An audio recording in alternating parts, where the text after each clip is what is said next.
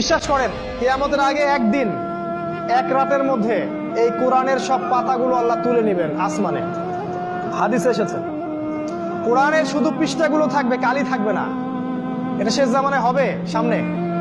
তিনি আরো বলেছেন যে এই কোরআন পরকালে হয় এই উম্মার পক্ষে সাক্ষী দিবে অথবা বিপক্ষে সাক্ষী দিবে। এই কোরআন কথা বলবে কাল কিয়ামতের মাঠে, বলবে যে আমাকে সে তেলাওয়াত করে নাই, আমাকে গবেষণা করে নাই।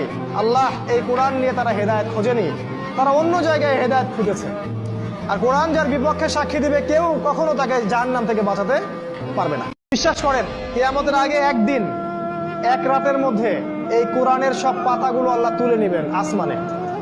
হাদিসে এসেছে কোরআনের শুধু পৃষ্ঠাগুলো থাকবে, কালি থাকবে না। এটা শেষ জামানায় হবে সামনে।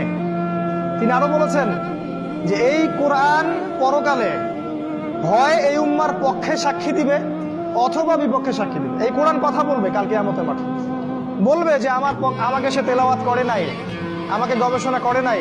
আল্লাহ এই কোরআন নিয়ে তারা হেদায়েত খোঁজেনি, তারা অন্য জায়গায় হেদায়েত খুঁজেছে। আর কোরআন যার বিপক্ষে সাক্ষী দিবে কেউ কখনো তাকে জাহান্নাম থেকে বাঁচাতে পারবে না।